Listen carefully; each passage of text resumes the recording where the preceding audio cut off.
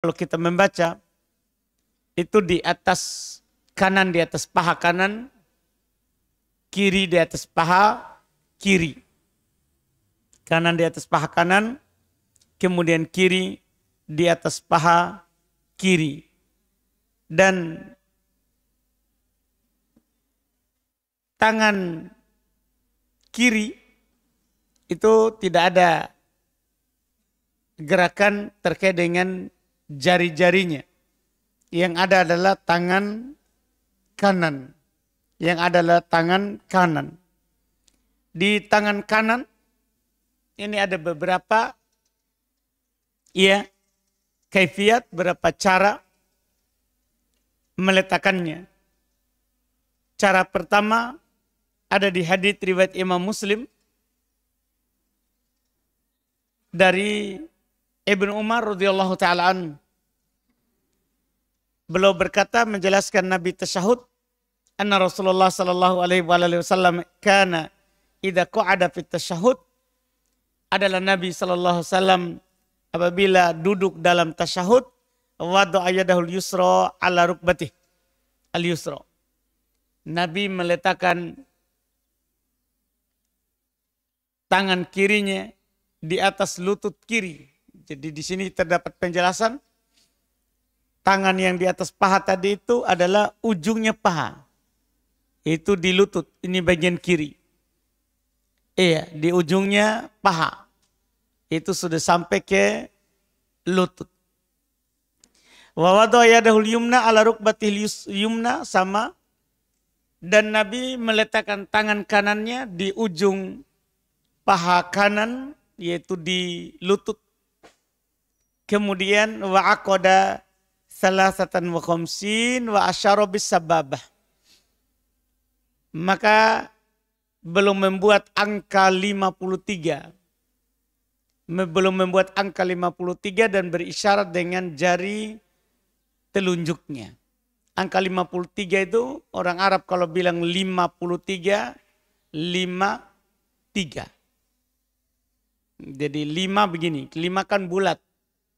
Iya, kalau orang Arab kalau berisyarat 50, angka 5 itu begini. Kemudian kalau dia 3, dia tunjuk jari telunjuk. Ini 3 terbalik. 3 terbalik. Paham kan? 3 berdiri ini, baru ini jari ini ada 3. Ada 3 setelahnya. Iya kan? Paham ini? Jadi 5, 3.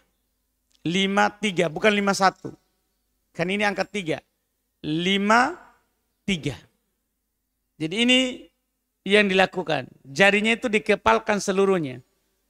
Ini cara pertama boleh. Jarinya ini boleh dikepalkan seluruhnya begini.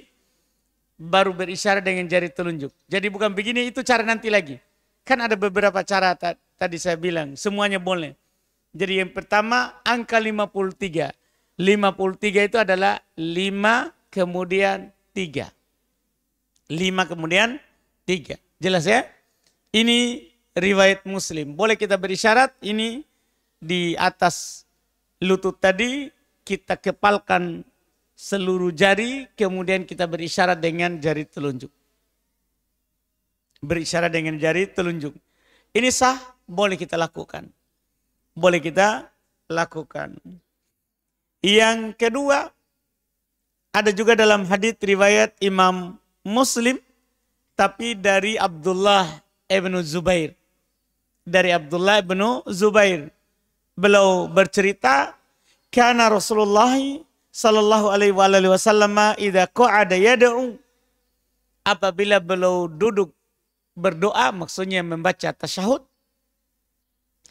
wada'a yadahul yumna ala fakidihil yumna. Kalau tadi lutut ya, ujungnya paha, beliau letakkan tangannya. Kalau di hadits Abdullah bin Zubair ini, beliau berkata Nabi SAW meletakkan tangan kanannya di atas lutut kanan. Jadi kalau tadi itu, di atas paha kanan. Kalau tadi lutut, mendekati lutut. Pas tangan itu di atas lutut. Kalau ini paha. Ini di atas paha kanan. Wa yadahul yusra ala fakidil yusra. Tangan kiri di atas paha kiri. wa asyara bi asbu'ihi as-sababah wa wada'a ibhamahu ala isba'ahi al-wusta wa yulkimu kaffaihi yusra rukbatah. Ini Masya Allah.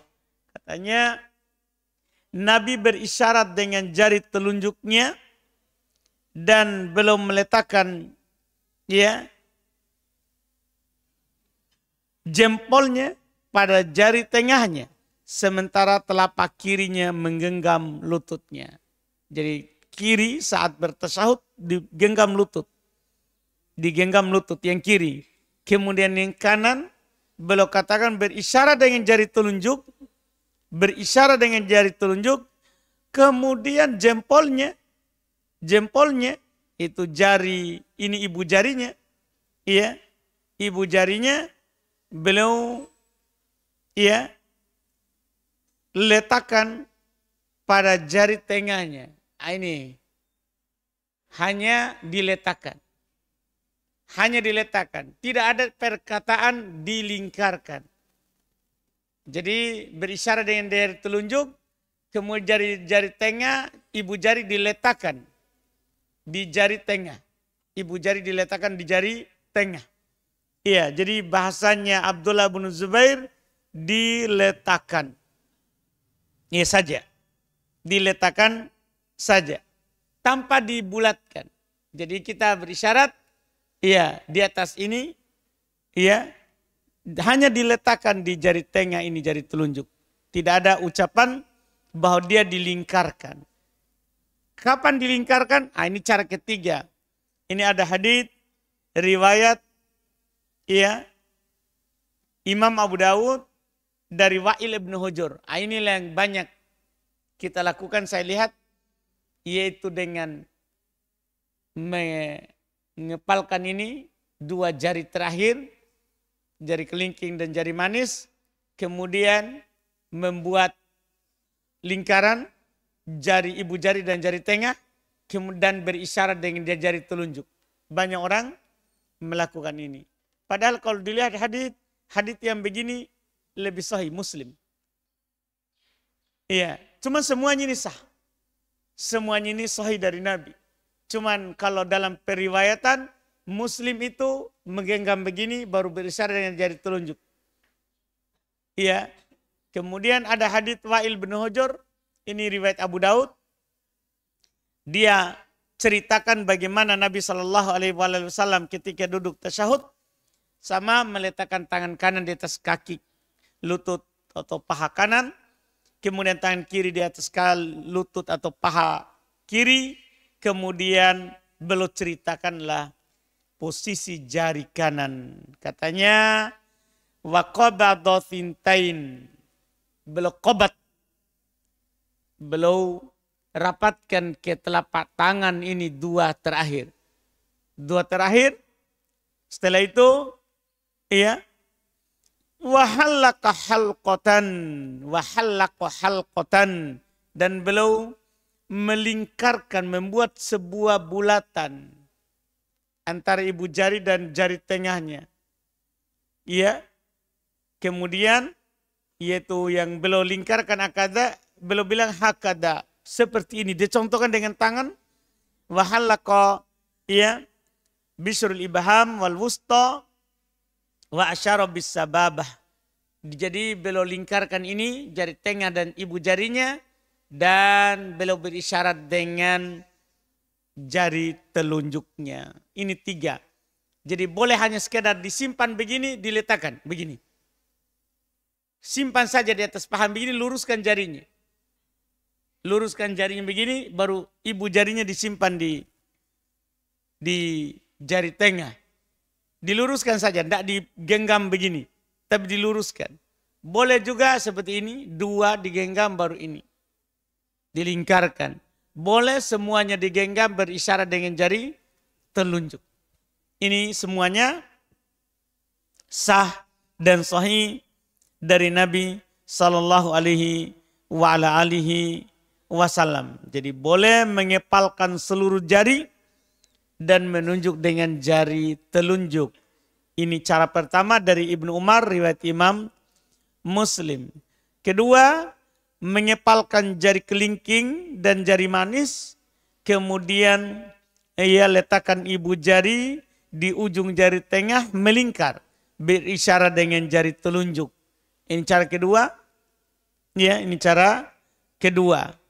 Cara ketiga, ya, mengepalkan tadi jari kelingking, jari manis, serta jari tengah, dikepalkan seluruhnya, dan ulurkan jari jempol, boleh juga begitu.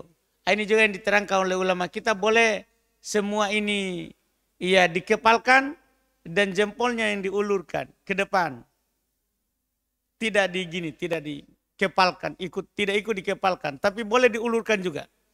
Jadi ada dua cara haditsnya Abdullah bin Zubair. Boleh semua diulurkan, baru ibu jari diletakkan di jari tengah.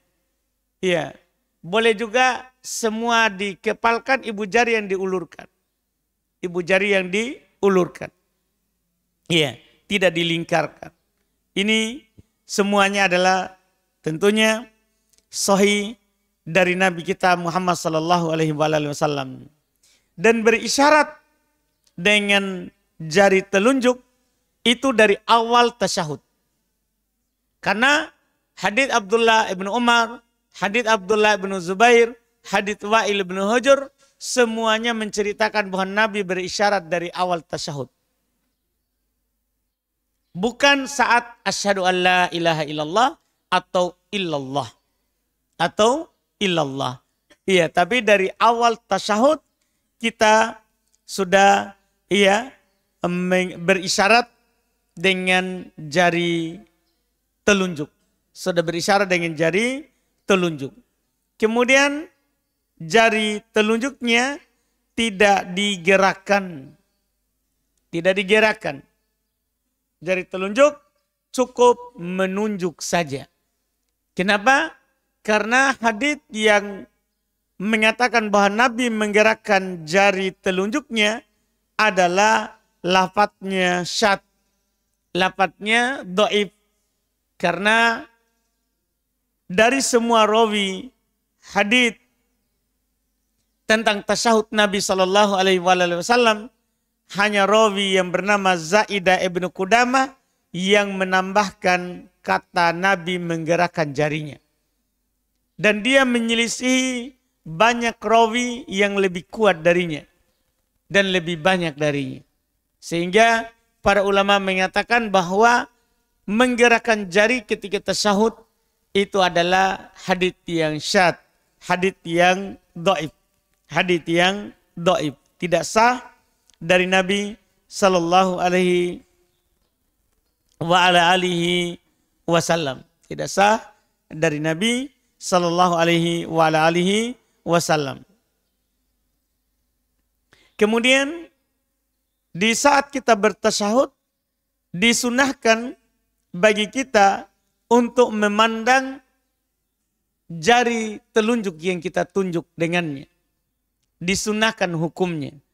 Iya, berdasarkan hadis dari Nabi sallallahu alaihi wasallam seperti hadis Abdullah ibn Zubair, ya, beliau berkata, "Anna Rasulullah sallallahu alaihi wasallam kana idza qa'ada fit tasyahud," adalah Nabi sallallahu alaihi wasallam apabila duduk dalam tasyahud, wada'a kafal yusra ala fakhidhil yusra, belum meletakkan telapak kaki kirinya, telapak tangan kiri di atas paha kiri, ya, wa asyara bis sababa la yujawizu basarahu isyaratah. Nabi tidak pernah melewatkan pandangannya ke isyaratnya, ke telunjuknya. Ini sunnah hukumnya, penukilan perbuatan Nabi sallallahu alaihi wasallam. Jadi pandangan mata saat tasyahud adalah ke jari telunjuk. Disunnahkan. Disunnahkan hal tersebut. Selesai, ini pembahasan tasyahud. Sisa pembahasan salam, insya Allah kita ambil lagi di pertemuan kita yang akan datang. Setelah kita dengarkan pemaparan materi dari Al-Ustadz, selanjutnya kita masuk ke sesi yang kedua, sesi tanya jawab. Untuk teman-teman yang hadir, bisa diangkat tangannya, kemudian nanti akan dipersilakan untuk menuju mic yang disediakan. Dan untuk teman Ayub, boleh mengirimkan pertanyaan terbaik Anda melalui kolom komentar, channel YouTube dan laman Facebook @AbuYusufUbaidBimaOfficial di @AbuYusufUbaidBimaOfficial. Baik, untuk kesempatan pertama kita berikan kepada Ikhwan. Silakan.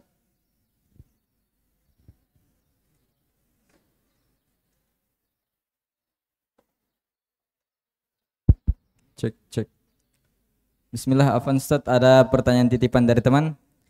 Bagaimana tanggapan kita kalau misalnya kita ini sholat di Masjid JT. Nah, pas mereka sudah naik untuk baca kitab Fadilah Amal, kita pergi. Terus mereka ditegur bilang, kalau mau pergi, pergi saja.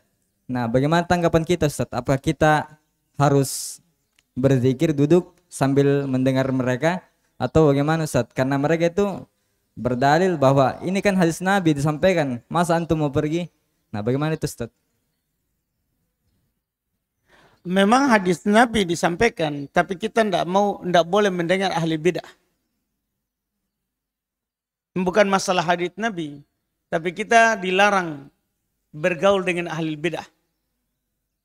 Kita dilarang bergaul dengan ahli bid'ah. Karena Nabi pertama membantah yang namanya bid'ah. Sudah mengingatkan kita. Wa iyyakum wa muhdatsatil umur. Fa inna kulla muhdatsatin bid'ah wa kulla bid'atin dhalalah. Hati-hati kalian dari perkara yang baru. Karena seluruh perkara yang baru itu namanya bid'ah. Dan setiap bid'ah itu sesat. Tidak boleh kita bergaul dengan mereka. Kita jaga hati supaya tidak condong kepada ahli bid'ah. Jangan sampai nanti kita mendengarnya dan ada kecondongan hati ke situ. Kita tidak membenci haditsnya, tapi kita membenci pelaku bid'ah. Kita membenci pelaku bid'ah. Iya, kapan seorang itu menyelisih sunnah, maka kita benci karena dia menyelisih sunnah. Karena dia menyelisih sunnah, bukan karena hadits atau ayat yang dia sampaikan. Iya, bukan karena hadits atau ayat yang dia sampaikan, tapi karena dia melakukan bid'ah. Karena dia melakukan bid'ah. Iya. Orang di dalam minimal ada pengingkaran kemungkaran. Karena tentunya kita pahami bersama ciri pengikut Nabi SAW, ciri Nabi SAW dan pengikutnya adalah berdakwah di atas ilmu. Allah Subhanahu wa taala berkata kepada nabinya, "Qul hadhihi sabili ad'u ila Allahi ala basirah. Ana wa man ittaba'ani." Katakan wahai Muhammad, ini adalah jalan Allah. Katakan wahai Muhammad, ini adalah jalan Allah. Saya mengajak manusia kepada Allah ala basirah, di atas ilmu. Iya, orang yang berdakwah itu harus punya ilmu, belajar. Bukan baru di jalan kemudian tiba-tiba pergi mengajar, pergi berdakwah. Pergi berdakwah. Iya. Jadi syarat menjadi pendakwah adalah berilmu. Mereka tidak mempersyaratkan itu. Yang penting kamu semangat mengajak orang, silakan naik di mimbar, maju ke depan, walaupun bacanya salah-salah. Ya kita tidak boleh mendengar orang seperti itu, mengingkari kemungkaran, kita pergi saja. Kita pergi saja. Iya, nanti ada lagi syubhat yang masuk. Itu dalam rangka menjaga agama. Wallahualam. Pertanyaan kedua Ustaz, bagaimanakah kiat-kiat ziarah kubur yang benar? Apakah kita pergi saja jalan-jalan ke berziarah atau kita mendoakan atau bagaimana Ustaz? Ya pergi ke sana dengan niat mengingat mati. Ya bukan pergi berwisata. Kita ke sana pergi mengingat mati. Karena Nabi mengatakan itu. Fa innaha tudzakirukumul akhirah. Karena itu mengingatkan kalian terhadap akhirat. Sampai di sana kita mendoakan, kita salam terhadap ahli kubur. Assalamualaikum ya ahlal kubur. Iya, kita salam kepadanya. Itu saja. Iya, kalau mendoakan penghuni kubur tidak harus di kuburan. Boleh di rumah, di sujud, sepertiga malam terakhir.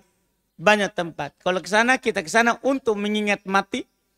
Kemudian kebetulan kita di sana, kita salam kepadanya. Kita salam kepadanya. Iya, tidak pernah dinukil dari Nabi bahwa Nabi sampai ke kuburan berdoa di kuburan. Berdoa di kuburan. Nabi cuma ajarkan salam kepada penghuni kubur. Kalau kita menziarahi kubur, wallahualam. Syukran Ustaz. Barakallahu fiik. Masih ada pertanyaan? Silakan. Bismillah. Izin bertanya Ustaz. Bagaimana ketika kita disuruh menjadi imam di sebuah masjid, tapi di masjid itu diadakan zikir berjamaah setelah sholat. Apakah kita tolak dari awal atau kita tetap jadi imam? Nanti setelah sholat kita tidak ikut zikir berjamaah. Nah Ustaz. Kalau kebiasaan seperti itu, kita kalau disuruh bilang langsung. Tapi saya tidak zikir berjamaah. Dari awal, kalau disuruh alhamdulillah, kalau dengan sudah sampaikan, saya tidak zikir berjamaah Pak. Kalau tetap disuruh alhamdulillah, kalau tidak selamat. Ya selamat. Daripada sebentar kita tidak enak hati, orang juga kadang membicarakan kita karena tidak zikir berjamaah. Jadi dari awal saja, mohon maaf Pak, saya tidak zikir berjamaah. Jadi kita saja yang maju kalau ini. Karena saya setelah sholat tidak zikir berjamaah. Karena zikir berjamaah termasuk bid'ah. Tidak dituntunkan oleh Nabi SAW. Nabi di dalam kewajiban sholat 5 waktu, mulai dari tahun 10 kenabian hingga tahun 10 Hijriyah, itu tidak pernah berzikir berjamaah. Tidak pernah memimpin zikir para sahabat satu kali pun. Wallahualam. Kemudian yang kedua Ustaz. Bagaimana ketika kita sholat Ustaz, kemudian ketika sujud kita ketiduran Ustaz. Bagaimana hukum sholatnya? Apakah tetap sah atau tidak diulang Ustaz? Tidurnya gimana? Misalnya sholat subuh kan karena mengantuk sekali. Kemudian ketika sujud dia ketiduran sebentar Ustaz. Baru setelah itu sadar. Sah sholat. Ya, tidur yang ringan itu tidak membatalkan. Ya, sholatnya kalau dia setelah itu langsung sadar. Langsung sadar. Maksudnya tidur sekejap. Iya, adapun tidurnya lelap membatalkan sholatnya. Iya, membatalkan sholatnya. Karena dikhawatirkan dia saat tertidur tertutup matanya, keluar kentutnya dia tidak sadar. Iya, keluar kentutnya dia tidak sadar. Ya, karena itu lubang di bawah, penutupnya adalah di atas, penutupnya mata. Lubang yang di bawah itu penutupnya adalah mata. Kalau tertutup ini mata, maka akan terbuka di bawah. Akan terbuka di bawah. Kalau di atas terbuka, maka di bawah akan tertutup. Iya. Wallahualam. Satu lagi Ustaz, terakhir. Bagaimana kalau misalnya kita mendapatkan barang yang hilang Ustaz? Kemudian sudah diumumkan beberapa kali, mungkin 1 atau 2 kali. Tapi tidak ada yang mengaku. Apakah kita boleh mengambil barang tersebut atau kita harus menunggu lagi 1 tahun Ustaz? Barang yang hilang, bukan barang hilang, yang barang temuan. Kalau kita menemukan barang dimanapun, di jalan, maka kalau barang itu tidak bisa melindungi dirinya sendiri, boleh kita ambil. Kemudian kalau tidak berharga, artinya orang kalau hilang tidak akan mencari kembali, maka boleh langsung kita pakai. Langsung kita gunakan. Kalau barangnya berharga, orang biasanya kebiasaan orang, kalau hilang dia akan mencari kembali, maka kita umumkan selama setahun. Kita umumkan selama setahun. Kalau tidak datang selama setahun, maka boleh kita pakai.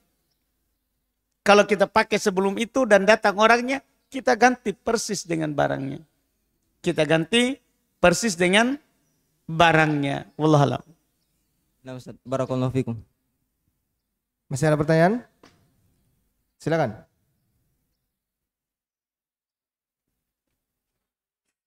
Bismillahirrahmanirrahim. Assalamualaikum warahmatullahi wabarakatuh. Yang ingin saya tanyakan, mengenai tahiyat ini, Pak Ustaz. Saya punya sepupu di Palopo 5 tahun yang lalu kecelakaan di PT Pampli. Sejak kecelakaan kehilangan kelima jari-jari kanannya. Dan sejak dia sembuh, sejak saat itu sampai saat ini kalau dia tahiyat pakai tangan kiri, Pak Ustaz, bagaimana ini? Mohon penjelasannya, saya mewakili beliau ini, dia WA saya. Baik. Seorang itu dalam syariat yang dianjurkan oleh syariat, dalam hal yang dianjurkan oleh syariat, seperti masalah wudhu, kita diperintahkan untuk mencuci tangan sampai ke siku. Ketika kita hilang tangannya, siku juga ikut hilang, maka tidak ada lagi kewajiban untuk mencucinya sampai ke siku. Dia misalnya terpotong di sini, di atas siku, tidak ada kewajiban tak cuci tangan kanan. Itu di pembahasan wudhu, itu disepakati oleh para ulama. Demikian pula dalam masalah sholat. Dalam masalah sholat, kita misalnya disyariatkan angkat tangan. Kalau kita tidak punya tangan, kita tidak perlu angkat. Demikian pula dalam masalah tasyahud. Kita disyariatkan untuk menunjuk dengan tangan kanan. Ketika kita sudah tidak punya jari tangan kanan, tidak ada lagi syariat. Tidak boleh kita ganti dengan tangan kiri. Karena tidak ada syariat diganti dengan tangan kiri.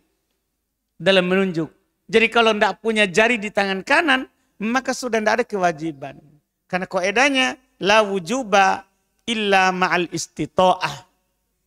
Tidak ada kewajiban, yang wajib saja ini, Pak. Tidak ada kewajiban kecuali bersamaan dengan adanya kemampuan. Ini yang wajib saja. Maka yang sunnah, menunjuk itu Pak sunnah. Menunjuk dengan jari itu hukumnya sunnah. Yang wajib tasyahudnya. Kita membaca at-tahiyatu lillah, itu yang wajibnya. Adapun berisyarat dengan jari sunnah. Dan sunnah ini kalau kita mampu lakukan. Kalau tidak mampu maka tidak bisa diganti dengan tangan lain. Karena harus dengan tangan kanan sunnahnya. Kalau kita tidak punya jari kanan maka tidak ada lagi sunnah. Tidak ada lagi sunnah. Wallahualam. Kasih. Ya, makasih. Barakallahu fiik. Silakan pertanyaan selanjutnya. Masih ada? Kalau tidak ada, kita baca pertanyaan kertas di sini. Bismillah. Apakah ada di dalam syariat Islam, Ustadz, mengakikah orang yang sudah meninggal dengan seekor sapi? Karena bapak saya dan saudaranya mau mengakikah orang tuanya yang sudah meninggal dengan seekor sapi. Awalnya orang tua saya dan saudaranya mau berkurban atas nama orang tuanya di waktu hari Id. Tapi kata guru om saya, tidak boleh berkurban atas nama orang yang sudah meninggal kalau belum diakikah. Dan katanya harus seekor sapi. Dan amalan apa yang bisa kita lakukan agar pahalanya mengalir ke orang yang meninggal, Ustaz? Baik. Ucapan tadi tidak boleh diakikah. Tidak boleh berkurban sebelum diakikah, itu ucapan tentunya kesalahan. Salah ucapan itu. Karena ibadah akikah dengan ibadah kurban beda. Tidak saling menghalangi. Akikah itu karena kelahiran. Kurban karena karena orang tua, bukan anak. Bukan anak. Jadi ucapan yang mengatakan bahwa orang yang tidak akikah tidak boleh berkurban, tentunya ini salah, keliru. Yang benarnya seorang yang belum berakikah boleh berkurban.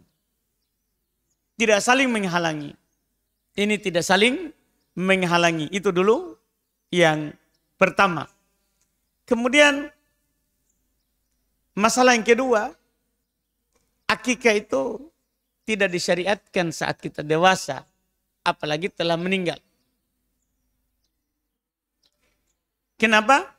Karena Nabi SAW telah menentukan sunnah akikah itu di hari apa. Kalau lewat harinya, maka lewat sunnahnya. Kalau harinya sudah lewat, maka sunnahnya sudah lewat. Kata Nabi SAW, man wulida lahu waladun fa ahabba ayyansuk anhu falyansuk. Anil gulam syatan wa anil jariyah syah.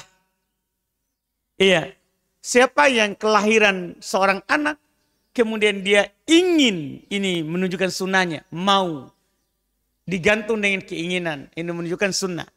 Ingin untuk menyembeli untuknya, maka hendaklah dia menyembeli untuk laki-laki 2 kambing dan untuk perempuan 1 kambing.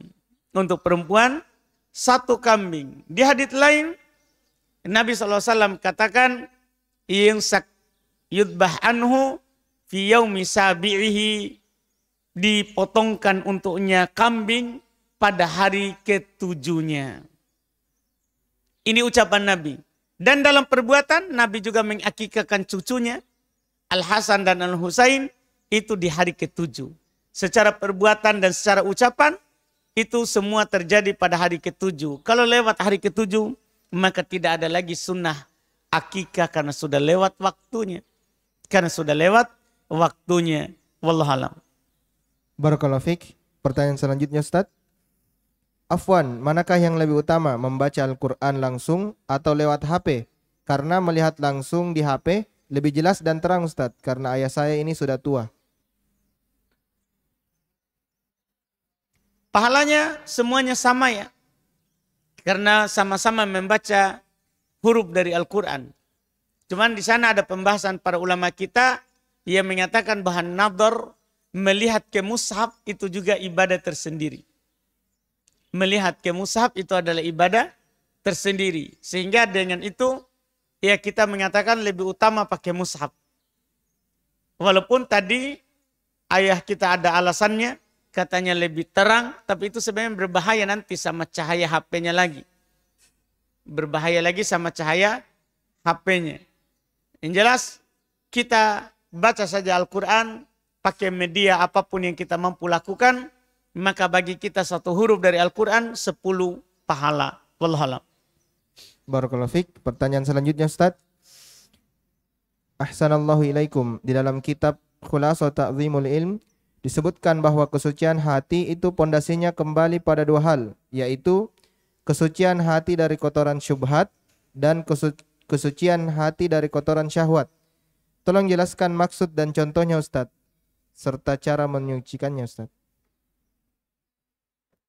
Wallahualam, tidak tahu. Barakallahu fiik. Antum tanya 1 kitab. Itu harus daurah. Iya. Wallahualam. Pertanyaan selanjutnya. Izin bertanya Ustaz, jika imam sudah tasyahud terakhir, sedangkan kita masih di rakaat pertama, bagaimana posisi duduk kita Ustaz? Kita di tasyahud awal duduknya, karena kita ketika masuk masbuk, kita masuk di rakaat kedua, maka masbuk itu hitungannya rakaat pertama, bukan rakaat kedua. Jadi kita masuk itu terhitung awal untuk kita, walaupun imam sudah terhitung kedua. Jadi ketika kita katakan itu rakaat awal, maka kita belum tasyahud akhir nanti di akhir. Imamnya yang tasyahud akhir, kita belum. Wallahualam. Barakallahu fiik Ustaz. 1 pertanyaan sebelum kita kembali ke ikhwah. Izin bertanya, yang mana kami dahulukan jika kami suami istri punya cukup uang untuk umroh saja? Ataukah daftar haji tapi belum cukup untuk lunasi biaya keseluruhan hajinya Ustaz? Kan pelunasan itu adalah saat kita mau berangkat. Keluar namanya. Saat keluar namanya. Maka tentunya kita daftar haji saja dulu. Nanti pelunasannya adalah saat keluar nama beberapa tahun kemudian. Bisa saja 7 tahun. Bisa 10 tahun. Nah, itu kan nanti kita bisa tabung pelunasannya. Daftar haji saja dulu. Kan itu kewajiban yang terikat. Ya, sekali seumur hidup, ya, dan tidak bisa dilakukan di waktu yang kita inginkan. Tapi dia waktunya sudah ditentukan. Mulai dari tanggal 8 Dzulhijjah, ya, hingga hari tasyrik, Jadi kita daftar haji saja dulu, ya, baru nanti pelunasannya tinggal ditabungkan lagi. Adapun di antara itu kita mampu berumrah, alhamdulillah. Karena kalau kita tabung haji, itu sekaligus sudah niat umrah. sudah untuk umroh juga. Karena kalau kita masuk daftar, kita bisa memilih haji tamattu, haji kiron, atau haji ifrad. Haji tamattu, umroh, kemudian haji. Haji kiron, umroh, dan haji. Iya, satu kali lakukan. Kemudian haji ifrad adalah haji saja tanpa umroh. Tanpa umroh.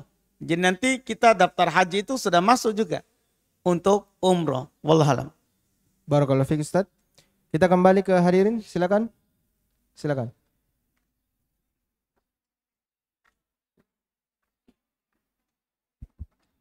Bismillah. Barakallahu fikum Ustaz. Pertanyaannya berkaitan dengan sujud sajadah. Jadi apakah sujud sajadah ini disyariatkan pula bagi pendengar atau hanya disyariatkan oleh orang yang baca ayat-ayat sajadah? Kemudian terkait dengan seorang imam, apakah seorang makmum boleh tidak mengikuti imam ketika dia sujud sajadah? Dan kalau memang dianjurkan, bagaimana atau apa hukum seorang imam itu mengisyaratkan dengan takbir sehingga makmum bisa mengikuti? Barakallahu fiikum Ustaz. Baik, sujud tilawah namanya, bukan sujud sajadah. Sujud tilawah, sujud karena membaca ayat sajadah. Iya, sujud tilawah itu disyariatkan bagi yang membaca dan bagi yang mendengar.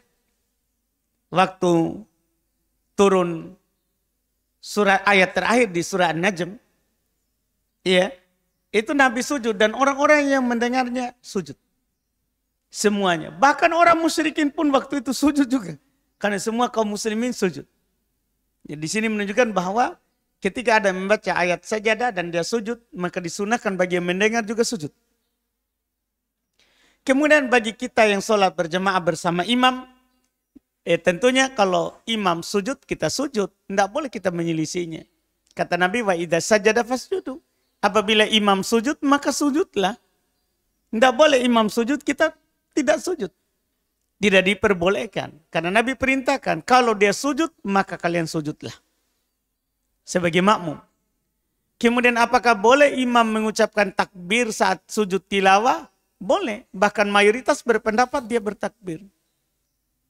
Mayoritas berpendapat dia bertakbir ketika melakukan sujud tilawah. Iya, kecuali nanti akan samar misalnya, jemaahnya jauh, kalau takbir nanti dia akan kira ruku, maka boleh kita langsung turun. Satu kali sujud, kemudian naik, lanjut bacaan. Tapi orang yang mendengar, dia kira orang yang tidak tahu, yang jauh dari kita, tidak tahu kalau itu sujud, kemudian dia tidak sujud, dia kira imam lagi memikirkan ayat selanjutnya, dia tidak sujud, tidak apa-apa. Tidak masalah baginya, karena sujud itu sunnah. Ketika dia tidak tahu, tidak ada masalah baginya. Cuman kalau dia tahu dan dia tidak ikut imam, itu salah. Karena kita diperintahkan untuk mengikuti imam kalau tahu. Kalau kita mengetahuinya. Wallahualam. Barakallahu fikum. Masih ada pertanyaan? Silakan.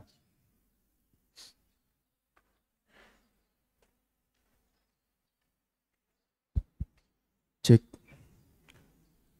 Bismillah, ahsanallahu Ustaz. Apakah ketika kita bertasyahud dengan menunjuk dengan jari telunjuk, apakah itu menunjukkan isyarat tasyahud kita?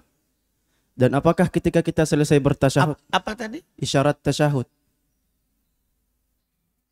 Coba ulang, Pak. Apakah ketika kita bertasyahud dengan menunjuk dengan jari telunjuk kita, apakah itu termasuk, apakah itu kita isyarat kepada tasyahud kita? Dan apakah Maksudnya apa maksudnya isyarat kepada tasyahud? kita berisyarat dengan jari telunjuk kita, Ustaz? Iya, terus? Itu apakah menunjukkan isyarat tasyahud kita? Tidak paham. Wallahualam. Allahumma ftahli. Kemudian Ustaz, jika apakah Saya tidak paham tadi. Apa Ustaz. kita isyarat kepada tasyahud kita? Tidak paham. Kemudian Ustaz, pertanyaan selanjutnya, apakah ketika kita selesai bertasyahud, kita harus menurunkan jari telunjuk kita? Iya. Kalau kita sudah selesai, kita tunjuk. Artinya kita salam itu. Tidak boleh kita masih tunjuk terus salam. Assalamualaikum warahmatullah. Assalamualaikum warahmatullah. Masih tunjuk. Salah. Itu kesalahan dalam sholat. Kapan kita sudah selesai tasyahud, kita turunkan dan kita salam. Assalamualaikum warahmatullah. Itu yang kita maksud. Yes. Iya, tidak boleh kita masih tunjuk, kemudian kita salam. Itu menunjuk tidak disyariatkan saat salam. Ini banyak orang salah dalam masalah ini. Salam masih menunjuk. Enggak. Ini menunjuk saat tasyahud. Tahu tasyahud tak? Dari awal tasyahud sampai akhirnya. Sampai akhir bacaan. Sampai kita berdoa. Selesai semuanya, baru kita turunkan dan salam. Tidak boleh masih tunjuk terus salam. Ini tunjuk tidak disyariatkan saat salam. Tidak disyariatkan saat salam. Itu sebagian orang salah. Salam masih menunjuk. Salam masih menunjuk. Ingat, menunjuk saat bertasyahud. Bukan saat salam. Wallahualam. Jazakallah khair. Silakan pertanyaan selanjutnya.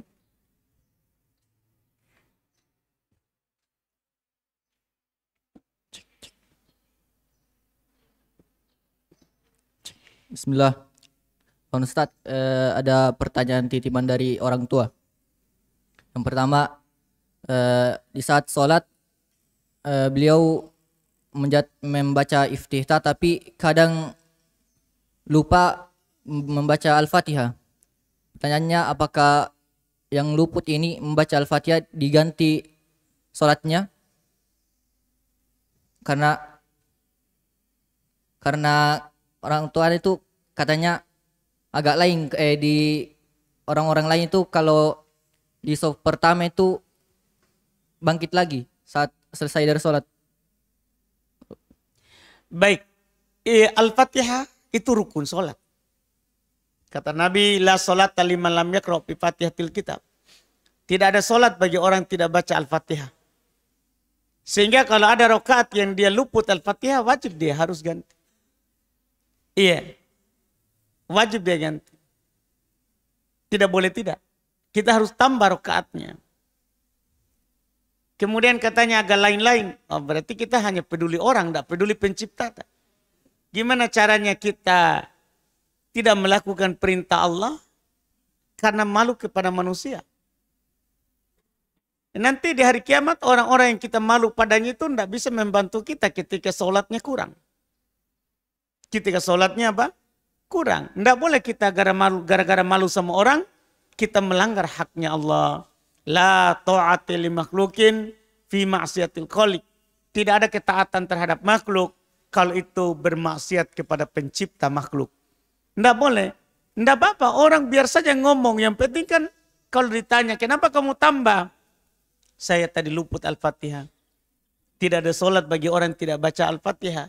Tidak boleh kita bilang lain-lain nanti orang. Tidak, itu namanya terlalu. Lama-lama nanti kita banyak amalan tidak lakukan gara-gara tidak enak sama orang. Itu sudah setan akan menyeret kita nanti di hal lain. Sholat saja rukun Islam kedua kita tidak lakukan padahal itu batal. Gara-gara orang, apalagi hal-hal yang lain. Nanti kita potong jenggot karena tidak enak orang ngomong. Istri kita tidak pakai jilbab karena tidak enak nanti orang bicarakan nanti so solehnya, so alimnya. Banyak yang nanti ditinggalkan gara-gara kita berpendapat tidak enak sama orang. Tidak. Orang itu harus mengamalkan ibadah amalan yang dianjurkan dalam syariat tanpa takut celaan orang-orang mencela. Dan itu baiat pertamanya sahabat kepada Nabi. Ketika terjadi baiat Aqabah yang kedua, di tahun ke-13. Iya, di tahun ke-13 kenabian. Bukan ke-13 Hijriah. Yaitu orang-orang Madinah datang di musim haji kepada Nabi dengan jumlah 72 orang. 70 orang laki-laki dan 2 orang perempuan. Maka mereka membaiat Nabi di Aqabah, di Mina. Di Mina. Di antara bentuk bai'ahnya adalah untuk melakukan mengajak kepada yang ma'ruf, menahan dari yang mungkar, mengajak orang kepada kebaikan dan melarang dari yang mungkar. Dan diantaranya wala takhafu laumata laim, kalian tidak takut celaan orang-orang mencela dalam mengamalkan syariat. Itu diantara bai'at, ini hal penting. Ini adalah hal penting, bahkan itu bai'at yang terjadi, tidak ada bai'at jihad. Tidak ada jihad. Iya, karena jihadnya adalah mengamalkan syariat, tidak takut celaan orang-orang yang mencela. Wallahualam. Pertanyaan kedua Ustaz, orang tua anak itu seorang penjahit. Terus kalau ada orang yang ingin menjahit bajunya, tapi bajunya ini tersebut dipakai untuk apa lagi namanya, densi atau apa, joget-joget itu Ustaz. Pertanyaan anak Ustaz, kalau orang tua anak menerima baju tersebut, apakah termasuk bertahun dalam kemaksiatan? Itu memang hanya digunakan untuk itu atau ada penggunaan lain? Itu baju memang untuk joget-joget. Kalau tidak joget-joget tidak dipakai. Iya Ustaz. Hanya untuk joget-joget? Ya tidak boleh. Kita tolak saja. Iya, kita tolak saja. Kalaupun digunakan untuk yang lain juga berarti tidak masalah. Tapi kalau hanya untuk joget-joget tidak boleh. Tidak boleh kita menerimanya. Kita bilang saja, saya tidak bisa jahit itu. Iya, untuk aman. Supaya tidak ta'awun alal ithmi wal udwan. Tidak ta'awun di atas dosa dan permusuhan. Wallahualam. Barakallahu fiik. Barakallahu fiik. Masih ada pertanyaan?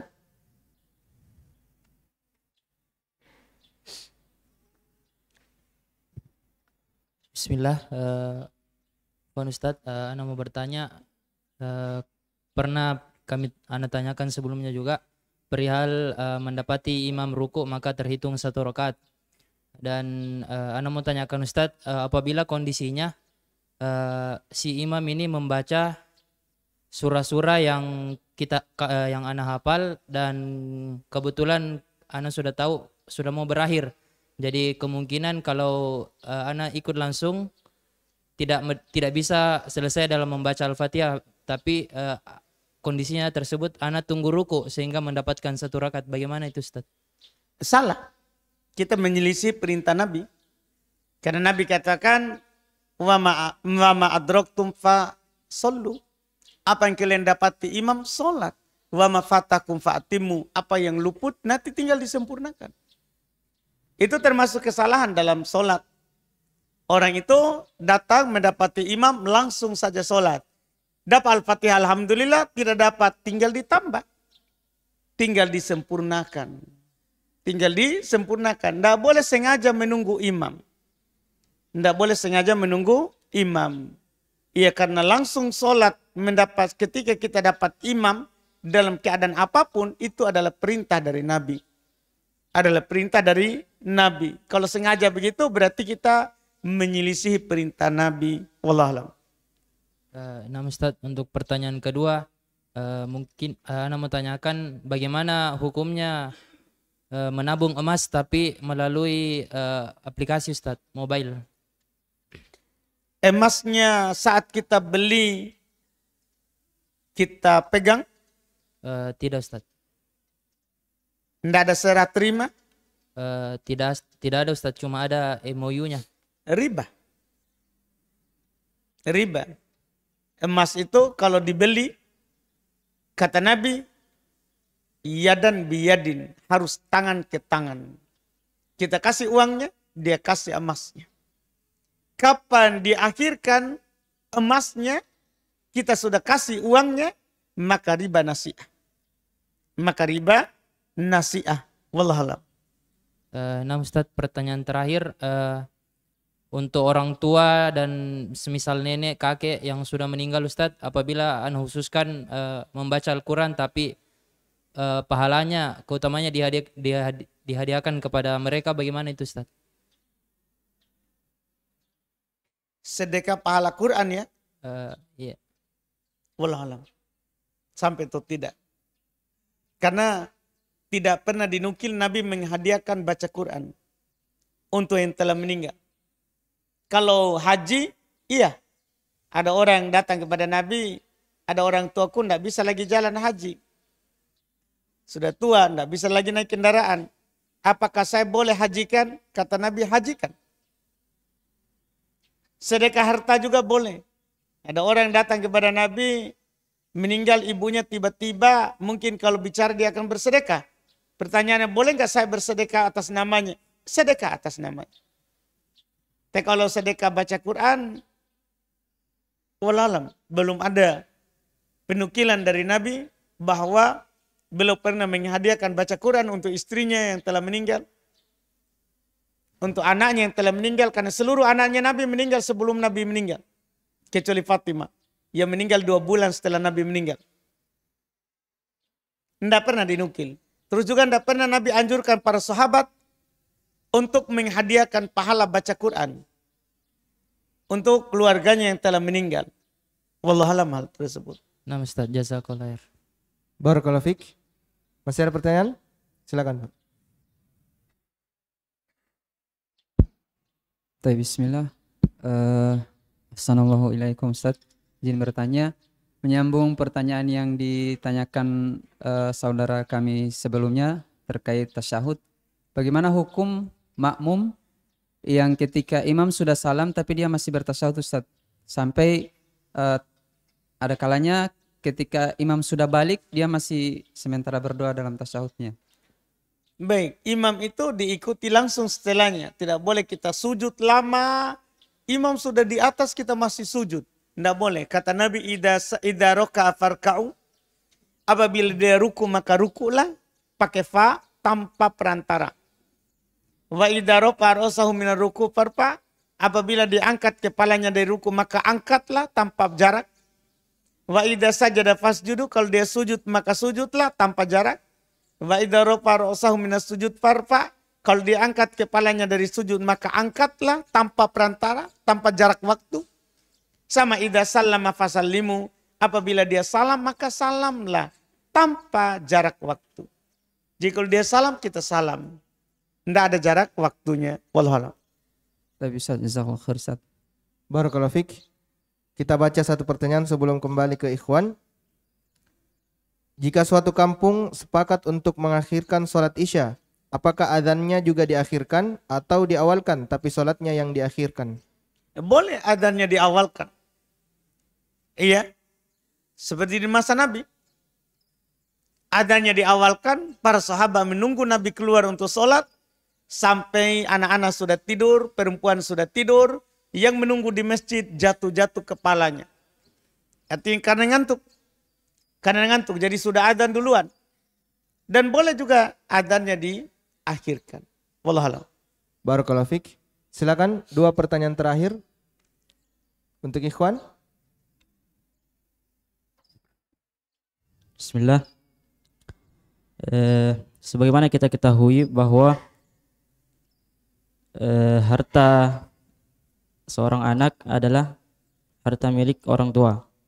Lalu bagaimana jika kita ingin bersedekah kepada orang tua? Apakah kita tetap berpahala sedekah? Tetap. Iya, kita kasih. Walaupun wajib kita nafkahi kasih orang tua kita dan bahkan punya kita adalah punya orang tua. Kalau kita kasih orang tua kita tanpa diminta, nilai pahala. Akan bernilai pahala. Wallahualam. Kemudian yang kedua, jika kita berebut, misalnya saat maju ke saf depan antara orang tua yang lebih tua, misalnya orang yang lebih tua dengan yang lebih muda, apakah tidak termasuk sopan terhadap orang tua jika kita mendahului saf depan? Tidak termasuk, karena memang kita berlomba-lomba dalam kebaikan. Harus kita berlomba-lomba dalam kebaikan. Dan juga itu masjid kan tempat mubah. Siapa yang duluan itulah yang berhak mendapatkannya. Itu tidak dimasukkan dalam judul sopan atau tidak sopan. Karena kita dalam kebaikan, kita berlomba-lomba yang tua dan yang muda, yang kecil dan yang besar, laki-laki dan perempuan. Wallahualam. Jazakumullah khairan. Barakallahu fik. Pertanyaan terakhir.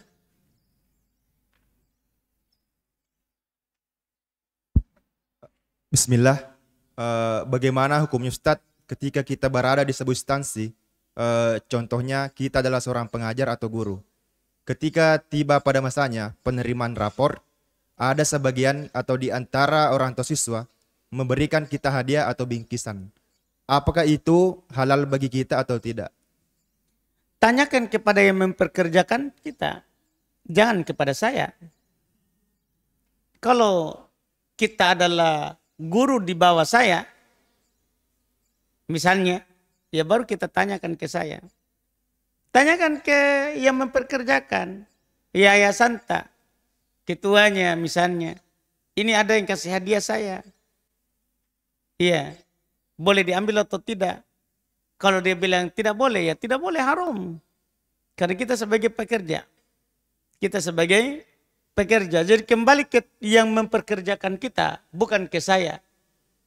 Nah, tanyakan yang memperkerjakan. Kalau dia bilang halal, halal. Kalau dia bilang haram, haram. Misalnya di situ sudah ada aturan tertulis. Tidak boleh menerima hadiah dari murid atau orang tua murid. Maka haram kita mengambilnya. Haram kita memakannya. Tidak dibolehkan. Wallahualam. Barakallahu fiik. Alhamdulillah, dengan terjawabnya pertanyaan terakhir tadi, berakhir pula program kita pada pagi hari ini. Semoga apa yang telah kita dengarkan itu bisa bermanfaat untuk kita semua. Kita tutup. Subhanakallahumma wa bihamdik. Asyhadu an la ilaha illa anta astaghfiruka wa atubu ilaik. Wassalamualaikum warahmatullahi wabarakatuh.